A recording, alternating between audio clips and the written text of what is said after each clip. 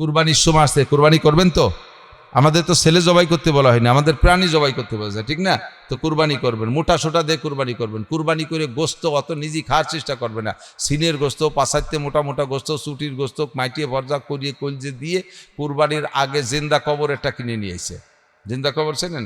Fridge deep fridge, এই জিন্দা কবর একটা তার মধ্যে ভরে তুইছে কতগুলো আড়গোড় বাঙ্গাড়ি বুঙ্গড়ি বাল্য বাসের গিরিয়ে মিরিয়ে আইহে ট্যাংরা তাই নিয়ে বইছে ফলে গরিব গুড়াবাকে দেওয়ার জন্য। এগুলো করবেন না। একেবারে সমস্ত গোস্ত মাইটিয়ে পরান কলিজা ঘিলু পর্যন্ত 3 ভাগ করে 1 ভাগ গরিবদের দিয়ে দেবেন, আর 1 ভাগ আত্মীয় স্বজনকে দেবেন, আর 1 ভাগ খাবেন। পারলে নিজের ভাগের টুকু দিয়ে দেন। আপনি একটা গরু কোরবানি দিতে পারছেন, আপনাকে আল্লাহ তৌফিক দিয়েছে। আর যারা আপনার বাড়ি বাড়ি এসে যে গোস্ত কালেকশন করতেছে, ওরা তো সারা বছর 800 টাকা দিয়ে 1 কেজি গোস্ত কিনে খাওয়ার মানুষের খুবই অভাব। কয়জনে কিনে খাইতে পারে? তাদেরকে আপনি পরাণ ভরে দেবেন। দেখবেন গরিব মানুষ, ফকিরের স্বভাব কি জানেন? ফকিরের স্বভাব, ফকির নিজই বড় লোক, আর দোয়া করে না কোনোদিন। ফকির চাইছে 5 টাকা, তারে 10 টাকা দিয়েছেন, আল্লাহ ইনারে 10 কোটি টাকা দাও। ও আপনারে 10 কোটি দোয়া, ও একবারও কান আল্লাহ আমারে ধনী বানায় দেওয়ার জন্য আমার ভিক্ষরা না লাগে, এক হয় না। ও যে দেয় তারে আরো বড় লোক বানানোর দোয়া রে। তো ফকির রে গরিব রে গোস্ত বেশি দেবেন, ও দোয়া করবে আল্লাহ আগামীর জন্য বলকাকে দুনিয়ে দিতে পারে। আর ওরে একখানা আড়গড় দেবেন, তুমি শহীদ হনো, আল্লাহ দেই তো 2 বছর পর ওরও ব্যাগ দিয়ে নামাই দিচ্ছি, দাঁড়া। এ আড় দিলি কিরম ঠেয়, ওরে ঠেয়ানো বুঝানোর জন্য নামাই দিচ্ছি। আল্লাহ পারে কি পারে না? বড় গরু কুরবানি দেবেন, পরাণ ভরে মানুষকে দেবেন, ভালো কাজে তাআবানু আলাল বিররি ওয়াত তাকওয়া ওয়ালা তাআবানু আলাল ইসমি ওয়াল উদওয়ান। প্রত্যেক ভালো কাজে একে অপরকে সহযোগিতা করবেন, মন্দ কাজে সহযোগিতা করবেন না, ভালো কাজে বাধা দেবেন না। ইব্রাহিম আলাইহিস সালামের একমাত্র সন্তান, তা বৃদ্ধ বয়সে। এই নিয়ে যে কি মোহাব্বত, আল্লাহ পাক রব্বুল আলামিন বলতেছেন, ইব্রাহিম আমার ভালো ঠেকতেছে না, তুমি একদিন উপর দিক চাইতে আর আমারে তালাশ করতে, আর এই যে তোমার ছেলে হওয়ার পরে খালি ছেলে রে দাও ঘুরি ঘুরি উপর দিকে একটু কম তাকাও, ওই ছেলেরে বাড়ি রাখতে পারবে না। তা কোন জায়গা তো ওকে নিয়ে যাও। জিবরিল আলাইহিস সালামকে দিয়ে বুরাক দিয়ে পাঠাইছে, বুরাকের পিঠে উঠাইয়া জিবরিল আলাইহিস সালাম, ইব্রাহিম আলাইহিস সালাম, সারা আলাইহিস সালাম আর ইসমাইলকে তিনজনকে নিয়ে রওনা দিয়েছে মিশর থেকে। যাইতে যাইতে যাইতে যাইতে কয়েক হাজার, প্রায় 3000 কিলোমিটার পথ যাইয়া এই জায়গাটা যেখানে হাজী সাহেবরা গেছেন দেখছেন, এখন তো মোটামুটি উঁচু করতে করতে অনেকটা সমতল করে ফেলেছে। এখনও কিন্তু কাবার পাশ দিয়ে যে মক্কার শহরের ভিতর দিয়ে যে সমতল, সে সমতলের চাইতে কাবা ঘরের স্থানটা যেটা অবস্থান যেখানে, ওটা কিন্তু বড় একটা পুকুরের ভিতরে। 19 সালে হজে গিয়েছিলাম, বিশাল বৃষ্টি, কাবা ঘরের এই পাশ দিয়ে হেরেমের ভিতরে মাজা পানি হয়ে গেছে। এর কয়েক বছর আগে বড় বৃষ্টি নামছে, চতুর্দিক দিয়ে শুকনা, ওর মানে শুকাই গেছে, পানি টেনে গেছে, মাঝখানে এত পানি যে হাজী সাহেবরা সাঁতরাইয়া কাবাঘর তওফ করছে। ওইটা একটা বড় পুকুরের মতো, ওখানেই কাবাঘর। কাবাঘর ছিল না, কাবাঘরে শুধু পুতা ছিল, ভিটেডা ছিল। তো ওই জায়গা নিয়ে রাইখা চলেই গেলেন, কোনো মতো ফিরে তাকাচ্ছেন। আল্লাহর হুকুম রেখে যেতেই হবে, এটা আর একটা পরীক্ষা। বাস যেই পথে যাচ্ছিলেন সেইটা রাস্তার নাম রাখছে সারে ইব্রাহিম খলিল। যারা হাজী সাহেব গিয়েছেন তারা জানে ইব্রাহিম খলিল রোড বলে। ওই ইব্রাহিম খলিল রোড দিয়ে ইব্রাহিম আলাইহিস সালাম যাইতেছিলেন, পাহাড়ের ভাজে ভাজে এরকম রাস্তা ছিল, এখন পাহাড় কেটে অনেকটা কমায় ফেলাইছে। লাস্টে ইব্রাহিম আলাইহিস সালাম সন্তানের টানে সহ্য করতে না পারে পিছনের দিক ফিরছে, একবার একটু শেষ নজর পিছনের দিক ফিরবেন ভাবছে। সারা আলাইহিস সালাম ডাক দিয়ে বলছে, হে আল্লাহর খলিল, জীবন শেষবারের মতো আপনি বাচ্চাটাকে একবার দেখে যান। উনি একবার ফিরছেন, একবার তাকাইয়া দ্বিতীয়বার আর তাকাইনি, চোখ মুস্তি মুস্তি চলে গেছে। কত বড় পরীক্ষা! 100,000 মাইলের মধ্যে কিচ্ছু নাই, কোনো মানুষ নাই, কোনো জন নাই, কোনো বাড়ি নাই, কোনো ঘর নাই, কোনো গাছপালা কিচ্ছু নাই, এরকম একটা জায়গা রেখে গেলেন। এটা আল্লাহর একটা পরীক্ষা। এমন করে 13 বছরের ভিতরে একটা চিঠিও দেয়নি, আসার হুকুম হয় না, ভিতরে তো জ্বলিয়ে যাচ্ছে। 2 মাইপুতি এখানে কোনো মতে আসে, খেয়ে দিয়ে বেঁচে আছে, আল্লাহই ব্যবস্থা করছে। পরে অনেক গড়বড়ি হয়ে গেছে। 13 বছর পরে স্বপ্নে দেখতেছে যে তারা জবাই করতেছে। তো এই 13 বছর পরে স্বপ্নে দেখছে জবাই করতেছে। তো 3 বার, লম্বা কিচ্ছার মাথার টুক বলতেছি, তো সুরা নিয়ে সুরায় ধার দিয়ে চাদরের নিচে সাইরিয়ে সেই মিশরের থেকে চলে আসছে, আইসা কাছে কাছে আসছে, একটু কাছে কাছে আসছে, এখনো বাসায় ঢোকে নাই। দেখে যে বাসার পাশে কাবার অদূরে একটা ছেলে খুব সুদর্শন, তো 3 মাসে তার থুয়ে গেছে, আর 13 বছর পরে এসে তার চেহারার তো চিন্তিত একটু সমস্যা, সেই ডে না কোনটা। তো দেখে যে বসে বসে খেজুর গাছের ডাল চটা বানাইতেছে, ছেলেটা চাচতেছে, 13 বছর, বেশ মোটামুটি লম্বা সব বয় উঠছে। তো বলতেছে, আসসালামু আলাইকুম মাসমুক ইয়া বুনাইয়া, সালাম দিয়ে বলছে, বাবা তোমার নাম কি? তো ইসমি ইসমাইল ইবনু ইব্রাহিম খলিলুল্লাহ আলাইহিস সালাতু ওয়াস সালাম। বলেন না সুবহানাল্লাহ। পরিচয়টা কত সুন্দর দিলেন। এটা মায়ের প্রশিক্ষণ, এটার জন্য কথার সাথে কথা এসে যায়। সন্তানদের কথা বলা শেখাবে মা, এজন্য ভাষার নাম মাতৃভাষা। ভাষার নাম কি? মাতৃভাষা। বাপের ভিটায় বসবাস করে, ভিটের নাম মাতৃভূমি। ভিটের নাম কি? বাংলাদেশ আমাদের পিতৃভূমি কয় কেউ? বাংলাদেশ আমাদের, আমার বাংলা ভাষা এটা মাতৃভাষা। এটা কি ভাষা? কারণ মানুষে ভাষা শেখে মায়ের থেকে, আদর্শ শিখবে মায়ের থেকে, ভাষা শিখবে মায়ের থেকে। মা কেমন করে শিখাইলেন? কেজি স্কুল নাই, কিন্ডার গার্ডেন নাই, প্রাইমারি নাই, হাই স্কুল নাই, কলেজ নাই, মক্তব নাই, হেফজখানা নাই, মাদ্রাসা নাই, কোনো পড়াপড়ির ব্যবস্থা নাই। মা সেই ছোট শিশু বাচ্চাকে এমন করে আদর্শ শিক্ষা দিয়েছে। বাপ, তোমাকে যদি কেউ পরিচয় জিজ্ঞেস করে তাহলে তুমি পরিচয়টা কি বলবা? তুমি শুধু বলো আমি ইসমাইল, তাহলে তোমাকে কেউ চিনবে না। তোমার একটা পরিচয় আছে, তোমার আব্বা বড় বিশ্ববিখ্যাত একটা মানুষ, বাপের সাথে নাম মিলে বলবা আনা ইসমাইল ইবনে ইব্রাহিম খলিলুল্লাহ, আমি ইসমাইল, আমার আব্বার নাম ইব্রাহিম খলিলুল্লাহ। বলি সুবহানাল্লাহ। যখনই বলছে আমি অমকের বেটা অমক, বুকের সাথে জড়াইতে, ইয়া বুনাইয়া আনা আবুকা ইব্রাহিম খলিলুল্লাহ, বাবা আমি তোমার সেই আব্বা ইব্রাহিম। এরপরে দুই বাপ বেটা জড়াজড়ি শুরু হয়ে গেছে। 2-4 দিন 10 দিন একটু এই প্রেম ভালোবাসা বিনিময় হবে না?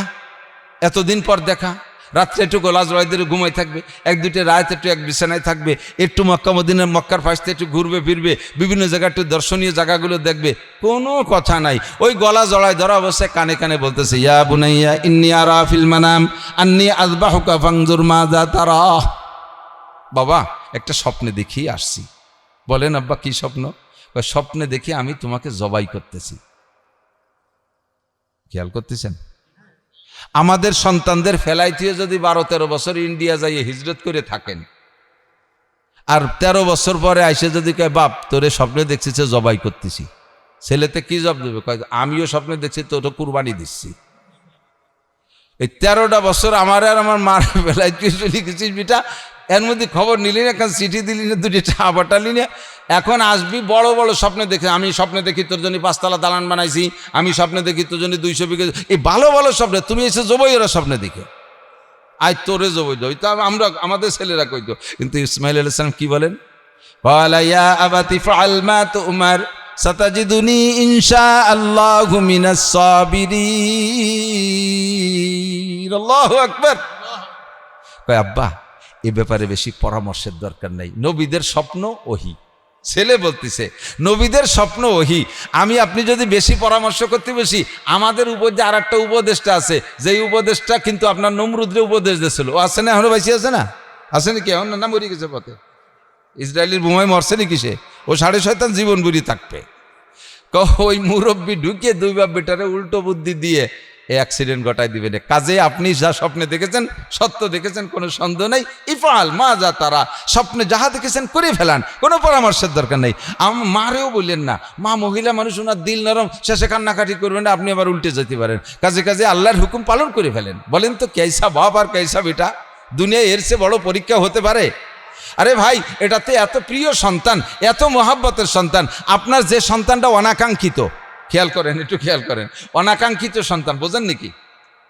বোঝেন নাই, টের পান না। অনাকাঙ্ক্ষিত মানে যে সন্তানটা আপনি নিতে চান নাই।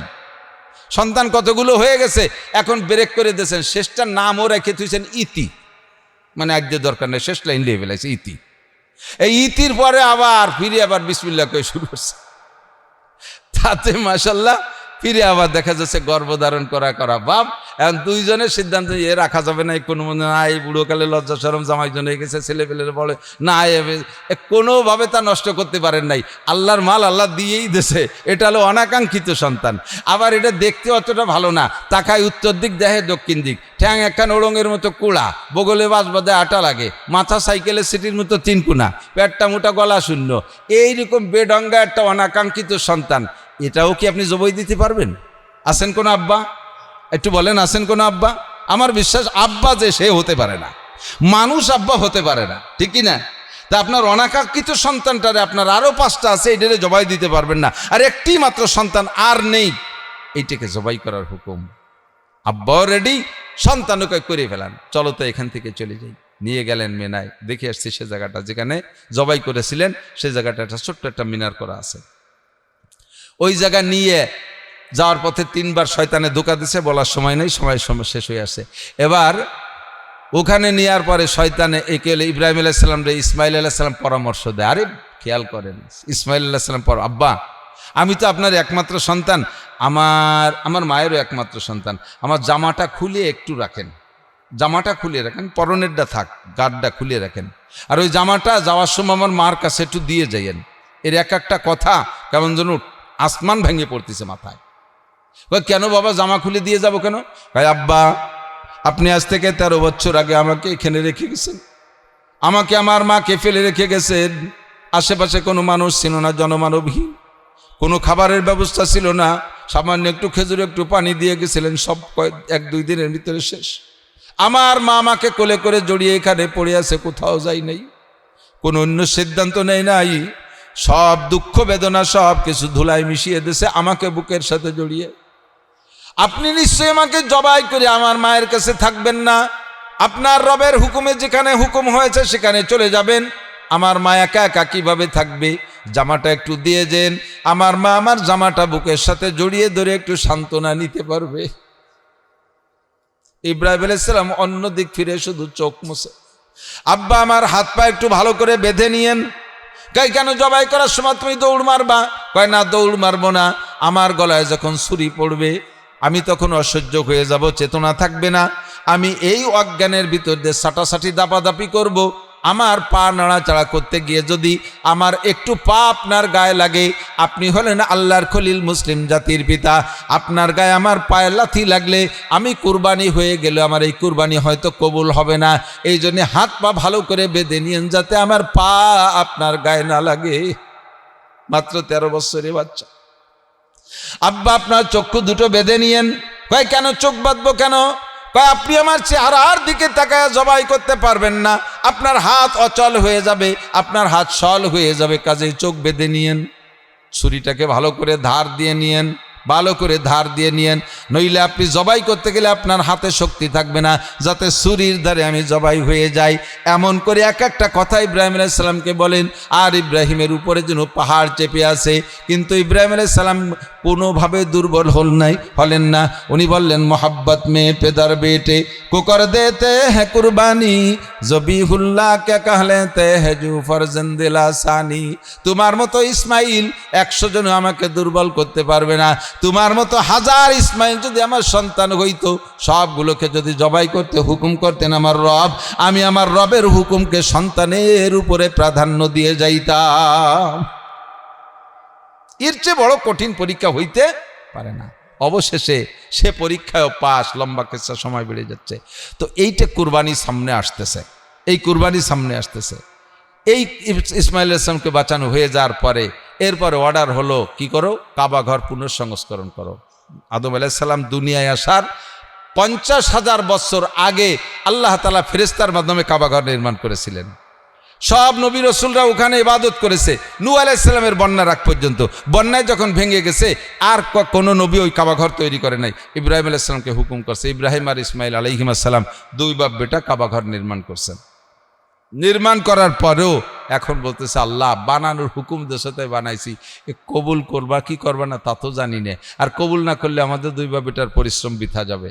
কাজে এবার দোয়া করে, আল্লাহু আকবার, রব্বানা তাকাব্বাল মিন্না ওয়া ইয ইয়ারফাউ ইব্রাহিমুল কওয়াইদা মিনাল বাইতি ওয়া ইসমাঈল রব্বানা তাকাব্বাল মিন্না ইন্নাকা আনতাস সামিউল আলিম ওয়া তুব আলাইনা ইন্নাকা আনতাত তাওয়াবুর রহিম। নামাজ আমার পড়ার হুকুম হইছে আল্লাহর পক্ষ থেকে, আমি নামাজ পড়ি, যদি কবুল না হয় কোনো দাম নাই। রোজা রাখার হুকুম এসেছে, আমি রোজা রেখেছি আল্লাহর হুকুম, যদি কবুল না করে প্রতিদান কিচ্ছুই পাবো না। হজের হুকুম আসছে আল্লাহর থেকে, 10 লক্ষ খরচ করে হজও করে আসছি, পয়সার মুরদ নাই। মাহফিল করছি আমি দিনের জন্য, যদি এটা আল্লাহ কবুল না করে 1 পয়সারও মুরদ নাই। মসজিদ মাদ্রাসা বানাই দিনের কাজ, যদি আল্লাহ কবুল না করে 1 পয়সারও ভ্যালু নাই। কাজেই প্রত্যেকটা নেক কাজের পরে দোয়া করবেন, আমার সাথে পড়বেন রব্বানা, পড়বেন না, রব্বানা তাকাব্বাল মিন্না। ইন্নাকা আনতাস সামিউল আলিম ওয়া তুব আলাইনা ইন্নাকা আনতাত তাওয়াবুর রহিম। কাবা ঘর যখন নির্মাণ হয়ে গেছে, এবার আল্লাহ পাক বলেন ওয়া আযজিন ফিন নাসে বিল হজ। ও ইব্রাহিম, কিয়ামত পর্যন্ত মুসলমান নামাজ পড়বে, এক এক জাতি গোষ্ঠীর নামাজ এক এক রকম হবে। আখিরি নবী মুহাম্মদুর রাসূলুল্লাহর উম্মতের উপরে 5 ওয়াক্ত খামসু সালাওয়াতিন ইফতারাজাহুন্নাল্লাহ, আল্লাহ পাক 5 ওয়াক্ত নামাজ ফরজ করেছেন। একটু মুখে বলেন নামাজ কয় ওয়াক্ত? আর একবার বলি কয় ওয়াক্ত? মস্ক করাইলাম এজন্য, আহলে কোরআন নামে একটা ফেতনাবাজ দল আছে আমাদের ভিতরে। ফেতনার অনেক দল, এক দলের নাম শিয়া, আর এক দলের নাম কাদিয়ানি, আর এক দলের নাম হয়েছে হেজবুত তৌহিদ। চেনেন নাকি হেজবুত তৌহিদ? ইদানিং যুবকরা ফেসবুকে দেখছো হেজবুত তৌহিদের পাঙ্কু সেলিম ঈদিন নামাজ পড়াইছে। লিডারের নাম হলো পাঙ্কু সেলিম। কোরআন শরীফও শুদ্ধ করে ভর্তি করে, থুতিতে এনে খাইজনি বগলের সাইজের কুটি কুটি কাটা দাড়ি, নারী আর পুরুষ একসাথে মাঠে নিয়ে ময়দানে ঈদের নামাজ পড়াইছে। এরপরে মহিলাদের কাছে মাইক্রোফোন দিয়ে তাদের অভিব্যক্তি জানতে চাইছে, আপনি ঈদের নামাজ পড়ে কেমন লাগলো আপনার? মহিলা বলতেছে, জীবনে কোনোদিন আসতে পারিনি, আপনার ওসিলে আসতে পারছি, মহা খুশি ঠেকতেছে। আমাকে আগের হুজুররা আসতে দেয় নেই, পুরুষের সাথে একটা ঠেলা ধাক্কা, একটা আনন্দ, আলাদা একটা আনন্দ, এটা আমাদের খাইতে দেয়নি, এবার এসে খাইতে পেরে দিল্লি ঠান্ডা হয়ে গেছে। এই 6.5 গ্রুপের নাম হলো হেজবুত তৌহিদ। এরপরে আর একটা গ্রুপ বেরোয়েছে আহলে কোরআন। এই আহলে কোরআন বলে যদি আপনার কাছে পরিচয়, আমরা আহলে কোরআন, আপনি মুসলমান অবশ্যই সাধারণ পাবলিক, আহলে কোরআন নাম শুনলে আপনি দুর্বল হয়ে যাবেন। কাদিয়ানিদের নাম দেশে আহমাদি মুসলিম জামাত, এ শুনলে পাবলিক কে দুর্বল না হবে? যে আহমাদি আমার নবীর নাম, মুসলিম মুসলমানের নাম, তাহলে এই দলটা অবশ্যই সত্যি হবে আহমাদি মুসলিম জামাত। এই সুন্দর সুন্দর নাম দিয়ে ইসলামের মধ্যে ঢুকে ধোঁকাবাজি করার চেষ্টা করতেছে যারা, তার ভিতরে একটা দলের নাম হলো আহলে কোরআন। এরা কয় নামাজ 3 ওয়াক্ত, এরা কয় নামাজ 3 ওয়াক্ত। যদি কেউ কখনো এসে আপনাকে কোনোভাবে আহলে কোরআন পরিচয় দেয় নাই, নিজের কোনো সার্টিফিকেট দেখায় নাই, শুধু বলছে যে কোরআনে পেয়েছি নামাজ 3 ওয়াক্ত, আপনারা কেন 5 ওয়াক্ত পড়বেন? আকিমিস সালাতা তরাফাইন, দলিল দেয় আকিমিস সালাতা তরাফাইন নাহারি ওয়া যুলাফাম মিনাল লাইল ইন্নাল হাসানাতি ইউযহিবনাস সাইয়্যাত। এই আয়াতের ভিতরে উনি কোরআন শরীফের ভিতরে নামাজ 3 ওয়াক্ত পেয়েছে। এ কথা বললেই আপনি নির্ঘাত বুঝে নেবেন ওইটা আহলে কোরআনের সদস্য, ওটা আরেকটা নতুন ফিতনাবাজ দল। কথা কন, বুঝতে পারবেন না? এই বুঝ নিয়ে ওরে বলবেন যে বাবা আমরা একদিন পূর্বপুরুষ ধরে 5 ওয়াক্ত পড়ে আসছি, আমাদের এলাকার ফুকরের হুজুর মৌলানা নুরুল হক সাহেব, গহরডাঙ্গার চন্দ্রদিগেলের আব্দুল ওহাব সাহেব, তারপরে সুটপার খলিল সাহেব, গহরডাঙ্গার সদর সাহেব, আমাদের এলাকার যথেষ্ট উলামায়ে কেরাম আছে, সরসিনের হুজুররা আছে, ফুরপুরের হুজুর আছে, সবাই আমাকে সরমনের পিসাব 5 ওয়াক্ত নামাজের কথা কয়। তুই একা এসে নতুন 3 ওয়াক্ত ঠেলি উঠলি, চল যাই আরে এক হুজুরির দ্বারে তুই আর আমি একসাথে যাই, দেখবেন জীবনেও কোনোদিন আমার কাছে আসবে না, ওরা কোনোদিনও আনতে পারবেন না। তারাবির নামাজ 8 রেকাত, এই দাওয়াত আপনাদের কাছে দেয় একদল, দেশে না আসে না দাওয়াত? এই 8 রেকাত তারাবির নামাজের দাওয়াত আপনারে দেয়, আমারে দেয় না। খেয়াল করছেন? স্কুল কলেজ ইউনিভার্সিটির ছেলেরা 8 রেকাতের দাওয়াত দেয়, পাবলিকরা 8 রেকাতের দাওয়াত দেয়, মহিলাদের 8 রেকাতের দাওয়াত দেয়। আপনারা এই জায়গা ওর সাথে ঝগড়া করে পারবেন না, কারণ ও যেহেতু দাওয়াত দিতে আসছে, ও প্রিপারেশন নিয়েই আসছে, ও সেভাবে হাতিয়ার তৈরি করেছে, ওর সাথে ঝগড়া করে আপনি পারবেন না। আপনি সংক্ষেপে একটা কথা বলবেন, বাবা আমরা এই এলাকার মানুষ, নাসির সাহেব মৌলানা নাসির আমাদের দেশের ছেলে হলেও আমরা কিন্তু তারও শুনি। তো উনি যদি মাঠে এসে বলে দেয় যে তারাবি 8 রেকাত, তাহলে তোর এই বাড়ি বাড়ি ভেরিয়ারা লাগবে না। উনি এক মাঠে বলে দিলে হাজার হাজার মানুষ তোর দলে চলে যাবে। কাজে তুই এই ঘুসুর কোনাখানা দিয়ে সিফাসাবার মধ্যে না ডুয়ে চল, হুজুর বাড়ি আছে, হুজুরই কাছে যাই, কবে যে চলেন যাই, মাঝপথে যে কয় আপনি দাঁড়ান আমি একটু আসতেছি, পায়খানার নাম কেউ পিছন দিয়ে পলাইছিল, জীবনে কোনদিন আমার দ্বারা যাবে না। ঈদের নামাজের তকবির 6টা না 12টা, এই বলে এই রমজানে চলছে আর এক পাগলামি। ঈদ মুবারক বলা জায়েজ নাই, ঈদ উপলক্ষে নতুন কাপড় কিনা জায়েজ নাই, ঈদ উপলক্ষে নতুন কাপড় কিনা জায়েজ নাই, ঈদ উপলক্ষে খাওয়া খাই জায়েজ নাই, এগুলো সব বেদাত। এই কি যে কবন বুঝে উঠতে পারতেছি না। এই সমস্ত ফালতু গ্রুপ আপনাদের আমাদের মধ্যে আইসা দাওয়াত দিতে দেবে বিভিন্নভাবে। এদের দাওয়াত আপনারা দাওয়াত তো খাবেনই না, বরঞ্চ জবাব আপনি দিতে গেলে হেরে যাবেন। যখনই হেরে যাবেন তখন তারটা আপনার ভালো লাগা শুরু হবে। কাজেই আপনাকে দায়িত্ব দিলাম, একটু মেহেরবানি করে এই নতুন কেউ কিছু বলতে আসলে এটা আমাদের কাছে নিয়ে আসবে, আমরা অনেক দূর না। এবং বরঞ্চ আমি বর্তমানে আপনাদের কাশিয়ানির ভিতরেও মোটামুটি সেটেল হওয়ার পথে, ব্যাটিবেলা জমি রাখছি, ওখানে মাদ্রাসা ঘর বাড়িটা করি ফেলবানি, দাঁড়ে দাঁড়ে পাইয়ে যাবেন। বাইটিপাড়ার মোড়ে ওয়াজের সিজনে কমপক্ষে সপ্তাহ 5 দিন আমার রাতে 1-2টার সময় হাসানের চার দোকানে পাওয়া যায়, একটু নিয়ে এসেন। কয়ে যে চল যাই, হাসানের চার দোকানে হুজুর আছে, রাত 2টার সময় তোর সাথে বুঝাই দেই। হুজুর একটু তুই বুঝাই দে, হুজুর যদি কয়ে দেয় তাহলে আমরা 8 রেকাত না আরো কম ভর্তি করি তাও পড়বো, দরকারি মুঠেই করবো না, জীবনও আসবে না, কোনোদিনও আসবে না। তো নামাজ কয় রেখাত, কয় ওয়াক্ত? আল্লাহ পাক বললেন ইব্রাহিম সারা দুনিয়ায় আখিরি নবীর উম্মত 5 ওয়াক্ত নামাজ পড়বে, প্রত্যেক ওক্তে ওক্তে আজান হবে। বুনিয়াল ইসলাম আলা খামসিন, ইসলামের ভিত্তি 5টা। শাহাদাতি আল্লাহ ইলাহা ইল্লাল্লাহ, 1 নম্বরে কলেমায়ে শাহাদাত, 2 নম্বরে ইকামিস সালাত 5 ওয়াক্ত নামাজ, 3 নম্বরে ইতাই যাকাত, মাল হইলে যাকাত দেওয়া, 4 নম্বরে ওয়াল হজ, হজ করা, 5 নম্বরে সাওমি রমাদান, রমজান মাসে রোজা রাখা। সারা দুনিয়ার মানুষ 5 ওয়াক্ত নামাজ পড়বে, তার জন্য আজান দেবে। কিন্তু হজ ও ইসলামের একটা ভিত্তি, এর জন্য আজান হবে না। এর আজানটা তুমি ইব্রাহিম দিয়ে দাও। আযযিন ফিন্নাস, কাবা ঘরের পাশে দাঁড়ায় তুমি আজান দাও। ইব্রাহিম ইসলাম হজের আজান মানে হজের আহ্বান, তোমরা হজে আসো। ইব্রাহিম বললেন আল্লাহ আমার এই আজান কত দূর যাবে, কে শুনবে? আল্লাহকে বলবা তুমি, পৌঁছে দেব আমি। আজান দেবা তুমি, লাউড স্পিকার লাগবে না, মাইক লাগবে না, টেলিফোন লাগবে না, সব কিছু ইথারের মাধ্যমে পৌঁছায়। এই ইথারের মালিক জোরে বলেন কে? আমি পৌঁছাই দেব। ওই সময় দুনিয়ায় যত মানুষ ছিল, ইব্রাহিম ইসলাম হজের দাওয়াত দিলেন, ওই সময় দুনিয়ায় যত মানুষ ছিল সমস্ত মানুষ ইব্রাহিম আলাইহিস সালামের হজের আজান শুনেছিলেন। এমনকি রূহের জগতে ছিলাম আমরা রূহের জগতে ছিলাম সেই সময়, আমাদের কানেও পৌঁছে গিয়েছিল, কিন্তু মনে নাই। আমরা ওখানে বসে ইব্রাহিম আলাইহিস সালামের এই হজের আজানের জবাব দিতে হয় লব্বাইক বলে। কি বলে? লব্বাইক বলে। আমরা সেখানে লব্বাইক বলেছিলাম, আবার অনেকে বলে নাই লব্বাইক। হাদিসের ভিতরে লেখে, তাফসীরের মধ্যে লেখে, যারা ওই দিন রূহের জগতে থাকা অবস্থায় ইব্রাহিম আলাইহিস সালামের হজের আজানের জবাব লব্বাইক বলে বলেছিলেন, দুনিয়ায় আসার পরে ওই লোকটা কাবা ঘরের থেকে যত দূরে বসবাস করুক না কেন, যত দূরে তার ঘর বাড়ি হোক না কেন, আর যত অভাবী আর গরিবই হোক না কেন, কোনো না কোনো মিডিয়ায়, কোনো না কোনো মাধ্যমে আল্লাহ পাক তাকে জীবনে একটা বার হলেও কাবা ঘর দেখার তৌফিক দান করবে, হজ উমরা করার তৌফিক আল্লাহ তাআলা দান করবে। যারা গিয়েছেন তারা নিশ্চিত হতে পারেন আপনি ওই দিন লব্বাইক বলেছিলেন। এরপরে এও বলা হয়, যদি কেউ 5 বার লব্বাইক বলে থাকে রূহের জগতে, দুনিয়ায় আসার পরে সে 5 বার হজ উমরা করবে। যদি 10 বার বলে থাকে তাহলে 10 বার, যদি 1 বার বলে থাকে তাহলে 1 বার।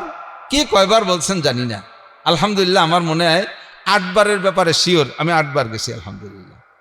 আমার ছেলেরা 4 জন গেছে। বিশ্বাস যে তাহলে আমরা কয়বার বেটা লব্বাইক কইয়েই আইছি। আপনার কি মনে একটু শখ হয় না হজে যাবেন না? যাওয়ার শখ হয় নাকি উড়াকান্দি? উড়াকান্দি হজে যাবেন না? রহে মেরা মাসকান হাওয়ালিয়ে কাবা, বনে মেরা মদফান দিয়ারে মদিনা, ওহা জলওয়া ফরমা হায়াতুন নবী হ্যায়, ওহি জায়রিনে মাজারে মদিনা। নবী পাক বলেন, যদি কোনো ব্যক্তিকে আল্লাহ পাক তৌফিক দান করে, হজের তৌফিক দেয়, ওই লোকটা তৌফিক মানে দিক তাকান, শুধু টাকার নাম হজের তৌফিক না।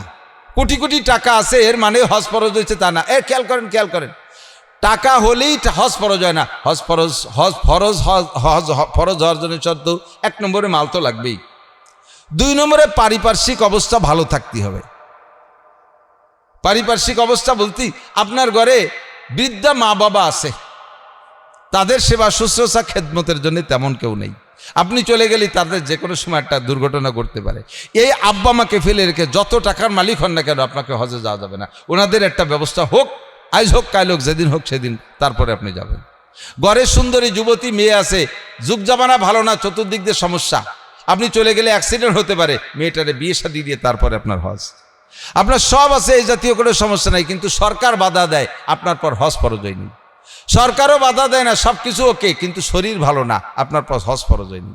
এই জন্য হাদিসে আসছে, হুজুর বলেন মাল্লাম ইয়ামনাহু হাজাতুন যাহিরাতুন, বাহ্যিক যত সমস্যা আছে, আর্থিক সমস্যা, এই পারিবারিক সমস্যা, এইগুলো যদি কের না থাকে, মাল্লাম ইয়ামনাহু হাজাতুন যাহিরাতুন আও সুলতানুন জায়রুন, অথবা জালেম বাদশা ঠেকাচ্ছে না, মারাদুন হাবিসুন, অথবা মারাত্মক কোনো রোগ ব্যাধিও নেই, আর এই লোকটা সব কিছু থাকা সত্ত্বে যদি এই 3 প্রকারে বাধা নেই, তারপরে তৌফিক হওয়ার পরে যদি হজ না করে, ফালইয়ামুত, সে মরুক, ফালইয়ামুত, সে মরুক, ইনশা ইহুদিয়ান ওয়া ইনশা নাসরানিয়া, মনে চাইলে ইহুদি হয়ে মরুক, মনে চাইলে নাসারা হয়ে মরুক।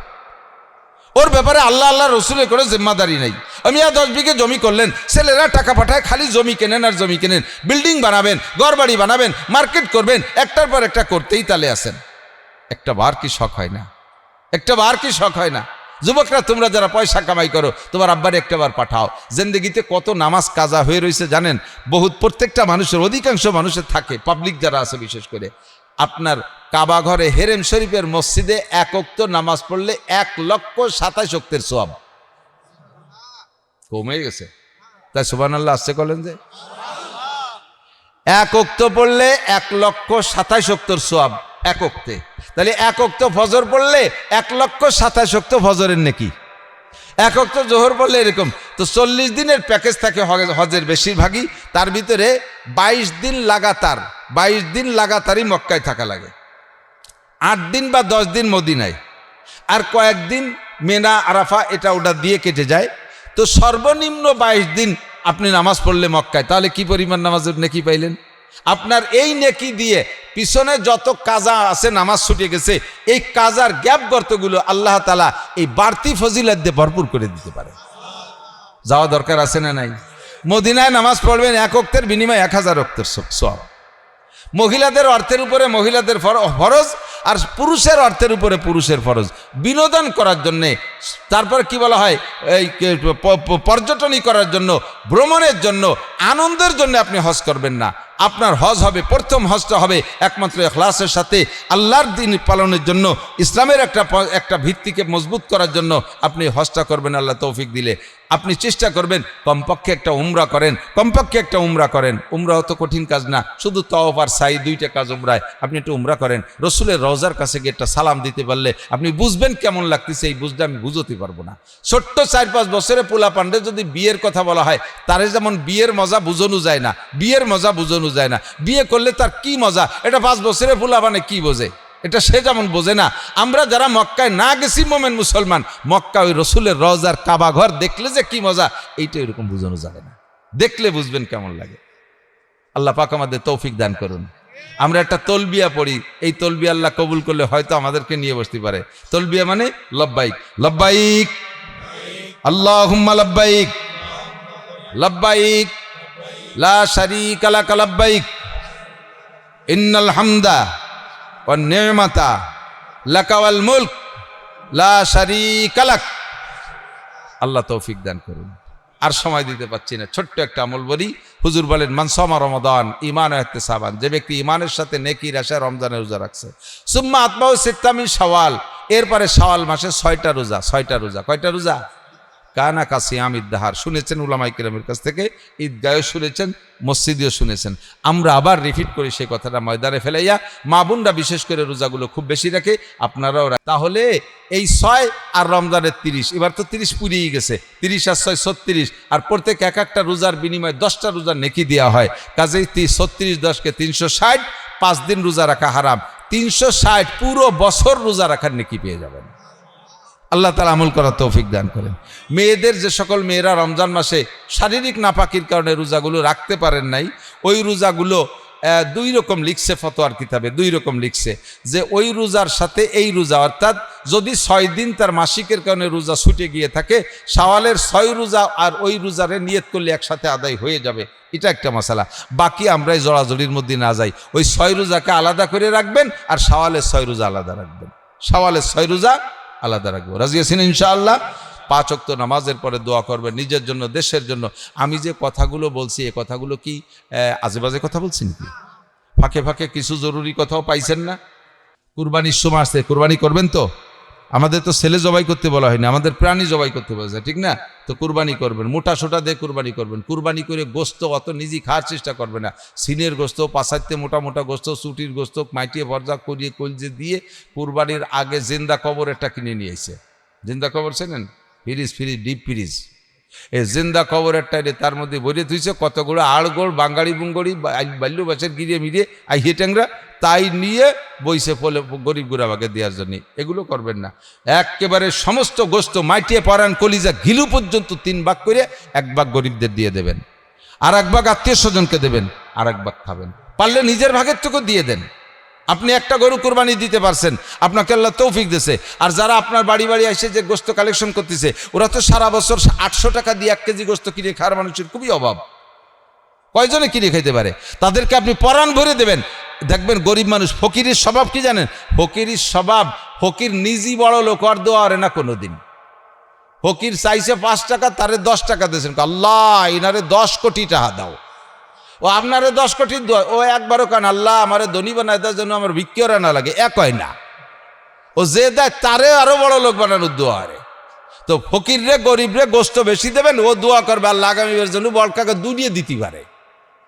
আর ওরে একখান আড়গড় দেবেন, তুমি শহীদ হনো, আল্লাহ দেই তো 2 বছর পর ওরও ব্যাগ দিয়ে নামাই দিচ্ছি, দাঁড়া। আড় দিলি কিরম ঠায়, ওরে ঠেয়ানো বোঝানোর জন্য নামাই দিচ্ছি।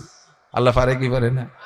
বড় গরু কুরবানি দেবেন, পরাণ ভরে মানুষকে দেবেন, ভালো কাজে তাআবানু আলাল বিররি ওয়াত তাকওয়া ওয়ালা তাআবানু আলাল ইসমি ওয়াল উদওয়ান। প্রত্যেক ভালো কাজে একে অপরকে সহযোগিতা করবেন, মন্দ কাজে সহযোগিতা করবেন না, ভালো কাজে বাধা দেবেন না। মাহফিল করবেন, এটা ভালো কাজ। কতগুলো কথা শুনলেন, মাসালা শুনছেন। এরপরে মাওলানা ওহিদুজ্জামান বদর সাহেব ঢাকা থেকে আসতেছে, চলে আসছে মনে হয় না, হুজুর আসছে, বয়ান করবে। সব কথাগুলো আমরা শুনবো, আমল করব। এই সিজনালি কথা যেগুলো আছে সেগুলো বলছি। বাকি আমি ওয়াজের ভিতরে দৈনন্দিন প্রয়োজনীয় জন্ম থেকে মৃত্যু পর্যন্ত সমস্ত মশালাগুলো আমি বলার চেষ্টা করি, যে একটা মশালা শুনলে শিখলে 60 বছর নফল নামাজও রোজার চাইতে বেশি নেকি পাওয়া যায়। পাশাপাশি আমল করে আপনি আমলই হতে পারবেন, এ কথাগুলো আমরা শিক্ষা দিই। তাহলে মাহফিল মন্দ না ভালো? আজকের মাহফিল কি মন্দ হয়েছে না ভালো হয়েছে?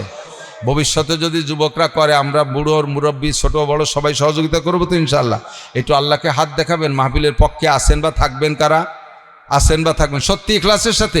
এটাকে ইখলাসের সাথে হাত জাগাইছেন, ইমানের সাথে। এর মধ্যে কোনো মুনাফিকের ধোঁকাবাজি নাই তো?